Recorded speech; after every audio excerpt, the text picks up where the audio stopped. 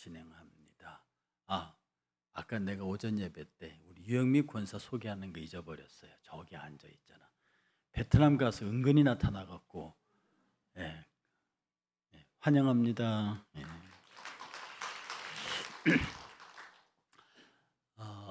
교회 전체가 이제 부활절기로 들어갑니다. 순환절기도 있고요. 교회가 크리스마스 시즌만큼이나 이 시즌을 소중하게 여기는 것은 우리의 최고의 생명의 가치가 되는 주의 부활이 이때 일어나기 때문입니다. 그래서 40일 작정기도 하는 그런 기간인데요. 여러분들이 그냥 40일 교회 금식에 맹목적으로 참석하지 말고 기도의 제목을 가지고요. 그래서 보통 부활절 끝나고 나면 많은 분들이 40일 금식 기도에 대한 간증들이 많이 나옵니다.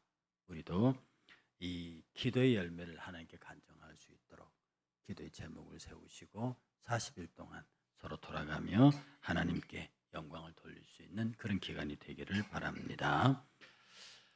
지난주에 이 본문을 가지고 1절과 2절, 3절을 통해서 서로 덕을 세우라라는 말씀을, 선을 이루고 덕을 세우라는 말씀을 드렸습니다.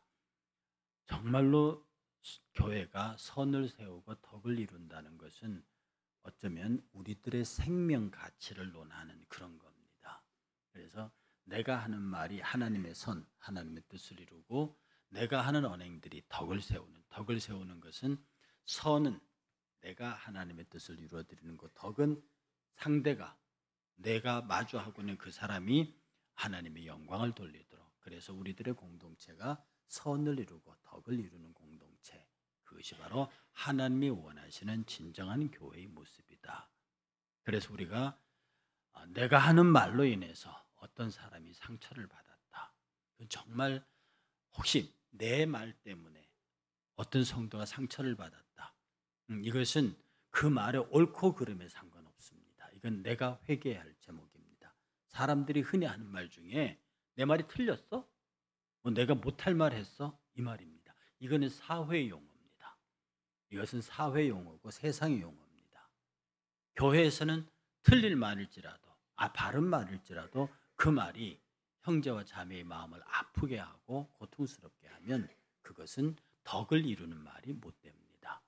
그래서 똑같은 말을 하더라도 성경을 권하는 게 있거든요. 조용히 불러서 1대1로 말해라. 그래도 안 듣거든 증인을 불러서 두세 사람이 같이 말해라. 그래도 안 되거든 교회에다 말하고 내보내라. 이렇게 되는 거거든요.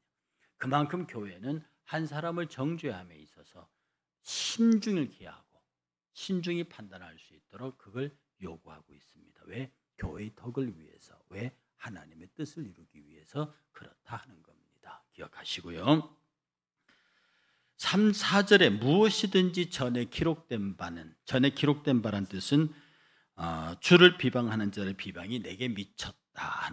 이 말씀, 시편 69편 9절의 말씀인데요. 그 예수 그리스도가 하나님을 비방하는 자들의 비방을 다 받는다는 뜻입니다. 그러니까 예수님은 멀쩡히 오셔서 이스라엘 백성들로부터 비난을 받아요. 나중에 죽기까지 고난을 당하시죠. 이런 일이 있는, 무엇이 전에 기록된 바는 그렇게 주를 향한 비방이 내게 미쳤다고 하는 그 말이 우리의 교훈을 위하여 기록된 것이니 이는 우리로 하여금 인내로 성경의 위로로 소망을 가지게 하려 함이라. 예수께서 복음을 위해서 고난을 받으셨어요. 그 이유는 딱 하나밖에 없습니다. 예수께서 고난을 받은 이유는 우리가 구원의 소망과 천국의 소망을 갖기 위한 거예요. 여러분, 소망이 없는 사람만큼 참 맥없는 인생 없습니다. 왜 사람들이 나이가 들면 딱하다고 그러나요? 왜 사람이 병들어 누워있으면 불쌍하다 그러나요? 왜 사람이 어떤 영향력을 상실하면 그를 참 왜 그렇게 여길까요? 그에게 소망이 없어 그렇습니다.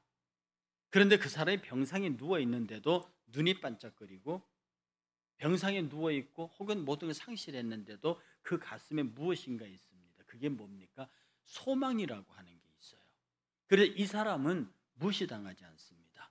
기업하는 사람이 기업이 망해도 내가 이 망한 기업을 통해서 무엇인가 하겠습니다라고 뜻을 가지는 사람은 같은 기업 내에서도 함부로 하지 못한대요.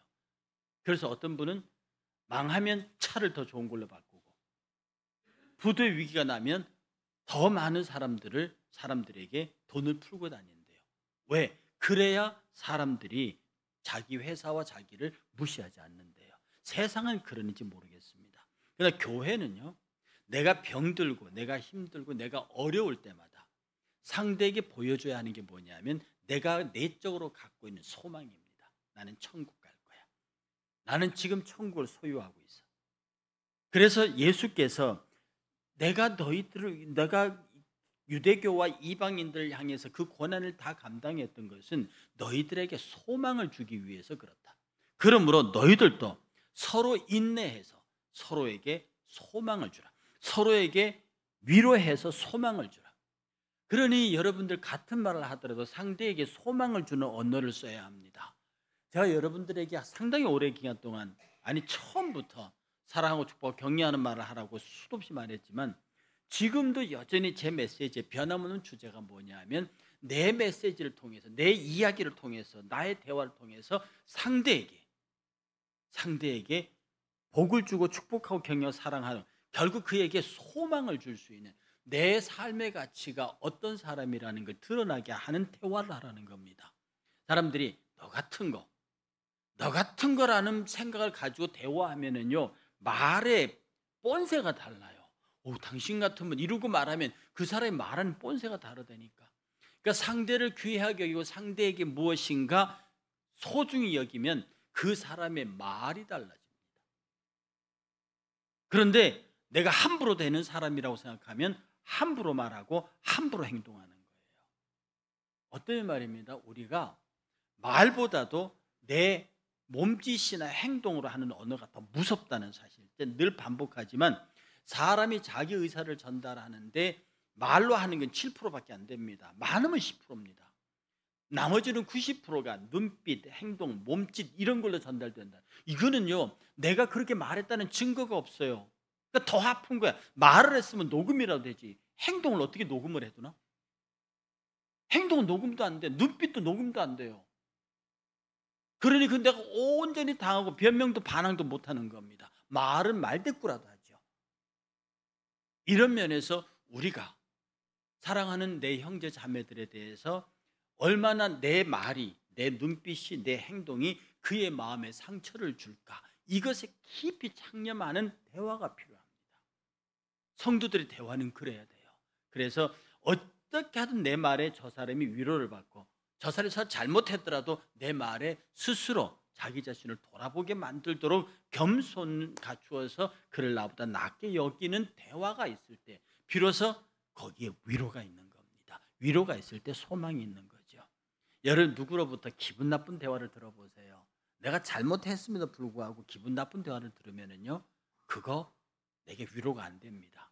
위로가 안 되면 소망보다는 싸우겠다는 생각부터 하게 되는 거죠.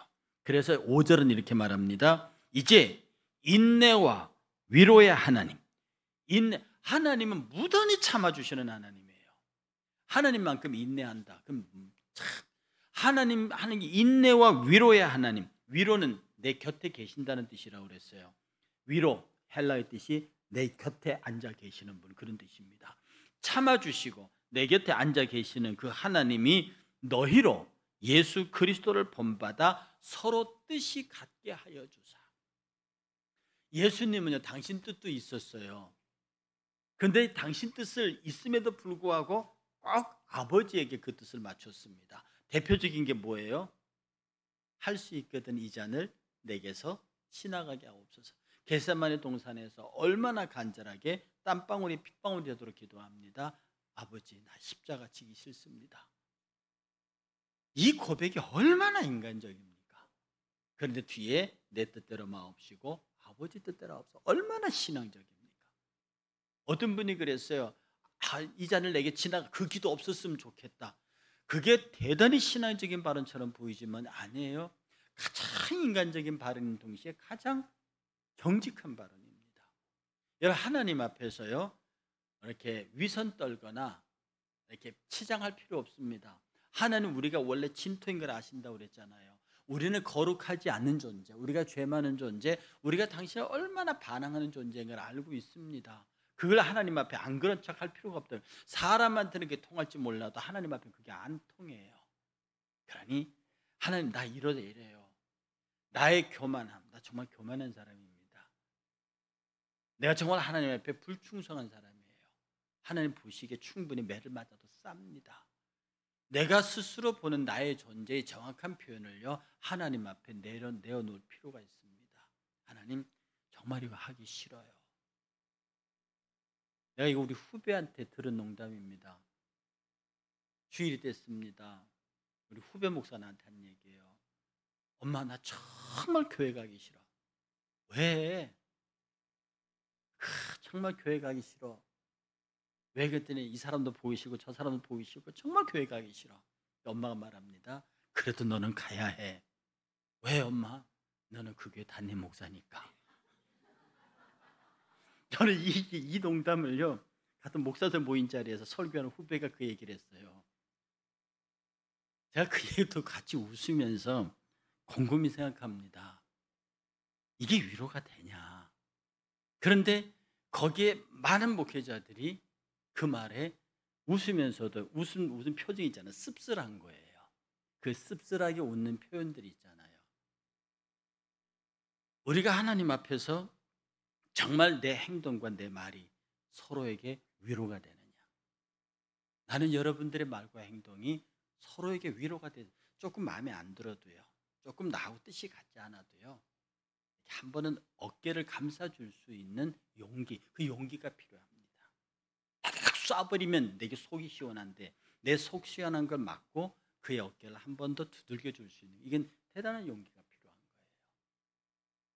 그리고 그 용기 끝에 나의 격려가 그 사람이 어떻게 변화하는가를 보게 되면, 어쩌면 사람의 변화는 시간이 필요하거든요. 한 번 어깨 두들겼다고 어머 나한테 나쁘게 하는 사람이 내 어깨 두들겨 줬네, 고마워, 내가 착한 사람 돼야지, 확 뒤집어지는 그런 로봇 인간은 없습니다. 그래도 시간 지나면 또 그버릇 나오고요. 그런데 인내해 줘야 합니다. 여러분, 인내와 위로는 사랑의 적극적인 표현입니다.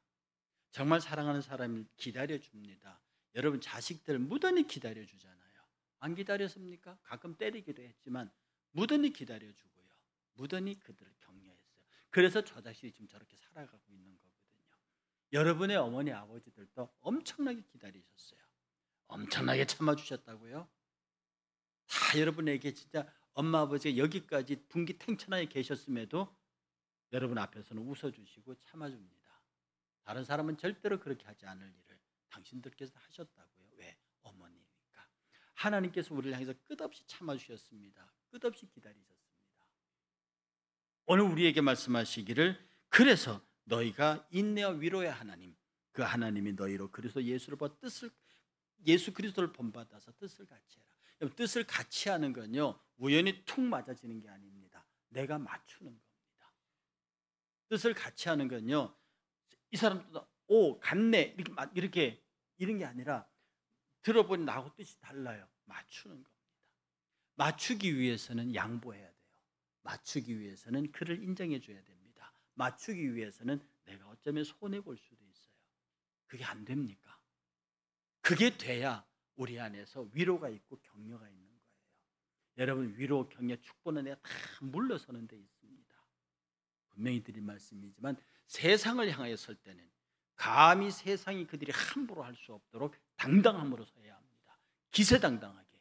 그러나 교회 안에서는 내 사랑하는 형제의 허물을 보고도 저게 내 허물이야, 내가 기도해 주지 못했기 때문에, 내가 바로 이끌지 못했기 때문에 그래 라고 그 사람의 책임을 내가 뒤집어 감당하는 것, 이게 위로고요. 이게 인내하는 거예요. 그래서 믿음의 선진들은, 우리 교회 안에서 오래 분들과 막 나오는 분들인데, 이 교회 오래 있는 분들은 새로 오는 분들을 위해서 인내하고 그들의 위로자로 남아줘요. 그래야 교회가 내적으로 단단해집니다. 그 다음에요 17절에 그러므로 그리스도께서 우리를 받아 하나님께 영광을 돌리심 같이 너희도 서로 받으라. 너희도 서로 받아서 하나님께 영광을 돌리라. 그리스도께서 우리를 당신이 구원하신 우리를 통해서 하나님께 영광을 돌릴 때, 그리스도의 제일 사명이 뭐겠어? 우리를 구원하는 거거든요. 그러니까 우리를 구원해서 우리를 하나님께 영광을 돌렸어요. 그러면 우리도 그 그리스도를 본받아서 서로를 받아라는 뜻은 인정하라는 뜻이에요. 교회 안에서도요, 어떤 사람 전부 다 수평 구조에 있습니다. 그러니까 차이가 나죠. 높고 낮음에 없는데 어떤 실력이나 능력이나 여러 봉사나 이런 데 차이가 납니다. 그런데 앞선 사람들, 능한 사람들, 그런 사람들이 그렇지 못한 사람을 받으라는 뜻입니다. 이거 못 받으면은요, 늘 그 못하는 사람을 비판하고 그렇게 하게 돼 있어요. 그러니 오케이, 받아준다고 하는 것은 따져서 계산해서 이렇게 받아준다는 아니면 통째로 받아주는 거예요. 우리 교회 안에서 용납한다는 것은 그의 허물까지를 통째로 받아주는 겁니다. 깨끗하고 흠 없고 온전한 사람만 받아주면 서로 받아줄 사람이 누가 있습니까? 없다고요. 그리고 우리가 받아준다 하는 것은 그 사람의 어떤 허물과 그런 걸 가리지 아니고 통째로 그냥 받아주는 거예요. 그리고 그 사람과 뜻을 맞추는 거예요. 그리고 맞추는 건 누가 맞추느냐? 항상 실력이 있는 자가 실력 없는 자를 맞추는 겁니다. 예를 들어 학교에서 이 그룹 스터디를 하잖아요. 그러면 5명씩 7명이 조를 짜줍니다. 그중에 탁월한 애가 있어요. 근데 그중에 책을 읽어도 뭔 말인지 모르는 애가 있거든. 조를 짜놓으면요, 되는 조는요, 그 탁월한 아이가 제일 안 되는 아이를 자기가 집어넣어서 좀 수준을 낮추고 시간을 걸리고 해서 맞춰갑니다. 그런데 싸움 나는 조가 있어요. 자식아, 그것도 못하냐 주워 박는 애가 있거든요. 주워 박히는 놈은 기분 나빠요. 그러니까 안 해. 그러니까 걔가 발작 안 해버립니다. 그럼 발작 안 되면 서로 나눠지지 않으니까 서로 잘났다고 싸우다 그저는 전부 다 점수 잘 받으면 C밖에 못 받는 거예요. 그런데 어떤 애는 A 플러스 받을 탁월한 아이 있고 얘는 F를 받을 아이입니다. 그런데 이 A 플러스 받을 아이가 이 F 받을 아이를 끝없이 곁에 두고 내는 발제를 조정해주고 수정해주고, 그리고 또 다른 사람보다 더 많이 통화하고 이야기해서 나중에 종합 발표할 때는 제일 못하는 사람이 대표 발표를. 내가 그 조를 학교 앞에 볼 때요, 나는 당연히 그 아이가 대표 발제를 할 줄 알았어요. 근데 그 아이가 너무너무 지혜로운 아이예요. 그 반에 그 조에서 가장 수준이 떨어진다고 생각한 아이가 나와서 발제를 합니다. 근데 잘해요. 왜? 잘한 아이가 교육을 수업시킨 거야. 그리고 언제든지 서브할 수 있는 준비를 딱 해뒀다가 가끔가다 추가 발언을 해줍니다. 그러니 그 조가 발표를 잘할 수밖에 없죠. 이게 교회 안에서도요, 여러분의 셀 모임이라든지 여러분 선교회 모임 같은 경우, 이것을 이런 평형 규정을 맞춰가면서 제일 못하는 사람을 끌고 갈 수 있는 이런 것들은 서로가 서로를 인정하고 서로 맞추는 데 있어요. 그 노력이 믿음 있는 자들이 있어야 합니다. 그 노력이. 아마 저는 고등학교 때 고등학교 성가대 찬양대 했지만 우리 찬양 똑같을 거예요. 막 하다가 누가 삑사리 내고 이러면 지휘자가 지휘봉 던져버리고 싶을 거예요. 실제로 저희가 고등학교 이제 이름도 안 잊어봅니다. 그 지휘자 김도훈 지휘자, 경희대 수학과 선생님이었는데요, 정말 음악을 잘하고, 근데 성질머리가 되게 못됐어요. 지금 생각해도 못됐어요. 하다가 안 되면 막 지휘봉 집어 던져버립니다. 그러니까 이제 10월 달에 학생 찬양제를 하는데, 그때 이제 교회가 제법 되니까 학생 찬양대만 80명이었습니다. 이걸 모아놓고 전 학생들 초청해놓고 준비를 하는데, 애들 학교 수업 늦다고 오죠. 일찍 가지요. 그러니까 이 팔팔한 청년 선생이 화가 나지요. 그러니까 막 하다가 막 안 돼, 막 집어 던지고 막 중간에 지휘하다 가버리고 막 그럽니다. 지휘 한참 하다 확 집어 던지고 가버리면 어떻게 합니까? 그런데 그 일을 대개 한 사람이 누구냐? 당시 학생회장이었습니다. 그 학생회장이요, 지휘자 확 집어 던지고 가면 그 중에 음악 잘하는 사람 시켜가지고 연습을 파트별로 하게 해놓고 자기는 그 선생님 지휘자 따라갑니다. 그럼 뭐라고 꼬디 갖고 데려와요. 또 무슨 줄을 썼는지 꼬디 갖고 데려오고, 그 다음에 또 지휘자한테 막 야단 맞아 상처 입은 사람들 이렇게 저렇게 챙겨서, 그렇게 해서 이렇게 내가 그때도 우리 형이 나보다 1년 나이는 제가 동년배보다 한 살이 많으니까 나이는 나보다 같은데 한 학년 선배잖아요. 하는 걸 유심히 봤습니다. 참, 그 나이에 어떻게 저런 리더십이 나올까? 화도 안 냅니다. 막 먼저 간다고 그러고 막 가버리고 또 늦게 오고 막 이래도요, 화도 안 내요. 그러면서도 끝까지 따라다니면서 이리저리 만들어서 그날 80명 성가 때문에 학생 참여돼가지고 그날 저희 예배당에 입출이 여지가 없을 정도로 세워놓고 10월달 문화의 밤을 너무너무 재미있게 잘했습니다. 자, 그때의 모습을 지금도 곰곰이 생각해 보면요, 저런 리더십 어디서 나올까? 누가 가르치지도 않았어요. 그런데 평소의 삶을 보면요, 이렇게 보면 그의 겸손함이나 그가 사람을 대하는 다정함이나 이런 건 어머니로부터 배운 것 같아요. 어쨌든 간에 정말 자기를 낮추고 끝까지 존경할 자를 존경하고 보듬을 자를 보듬어서 일을 만들어내는 것을 보고, 아, 참 괜찮은 사람이다. 우리가 말입니다, 성질대로 하고 나면 속은 후련해요. 그런데 그 다음이 수습이 안 되는 거예요. 그 다음에는 내가 성질을 내버렸기 때문에 내가 옳다는 걸 주장해야 되고요. 그러면 끊임없는 싸움이 계속됩니다. 8절, 내가 말하노니 그리스도께서 하나님의 진실하심을 위하여 할례의 수종자가 되셨으니, 그리스도가 할례 받는 사람들의 그리스도가 되셨어요.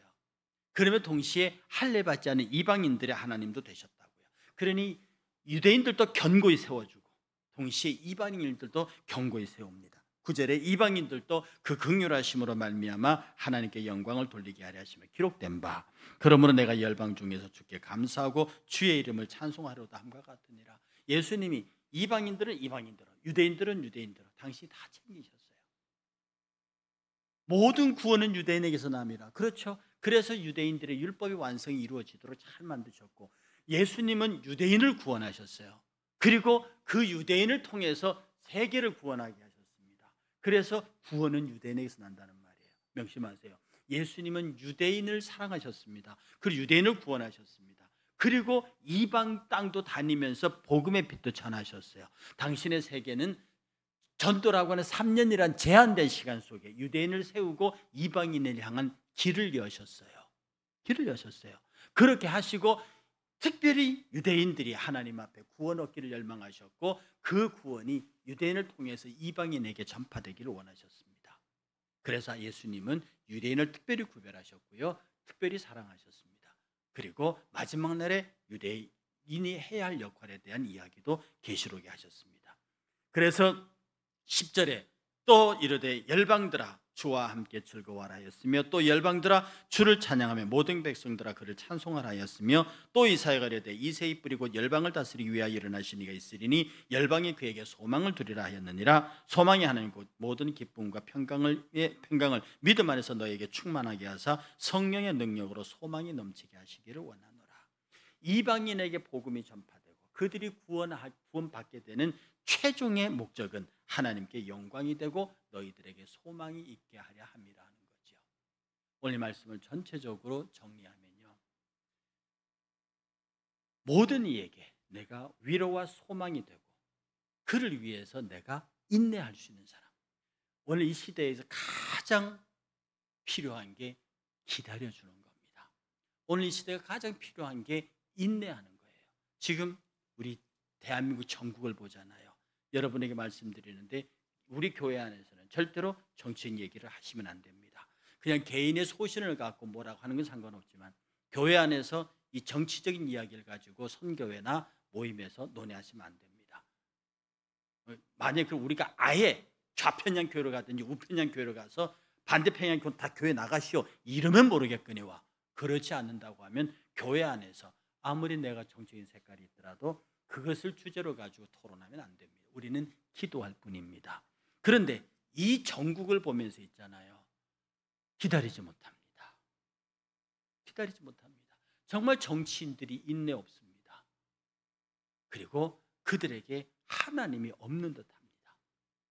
이런 면에서 우리가 마음 깊이 고민하면서요, 우리 교회가 지금 이 조국 대한민국을 위해서 어떻게 기도해야 될지, 어떻게 하나님의 은혜와 긍휼을 구해야 될지 그런 걸 보면서 정말 그렇습니다.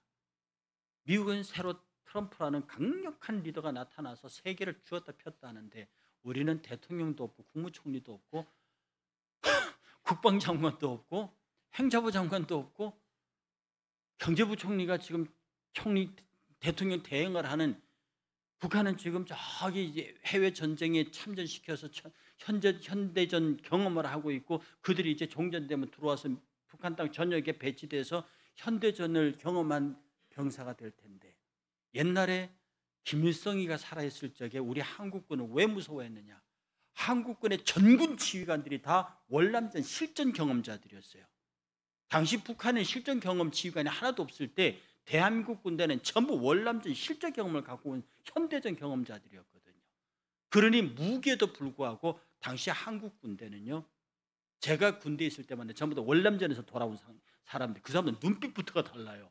그런 무서운 사람들이 있는 군대인데 지금 북한 군대가 비록 10,000명 정도밖에 안 되지만 현대전을 참여하고 생존한 사람들이 북한에 와서 전역 군대에 퍼지면 현대 들어온 전에 어떤 병가 나올 줄 모른다고 이런 국난의 위기 상황 앞에서 지금 대통령도 없고 총리도 없고 국방장관도 없고 뭐 행자부 장관 뭐 이런 상황에서 나라가 유지되는 게 희한합니다.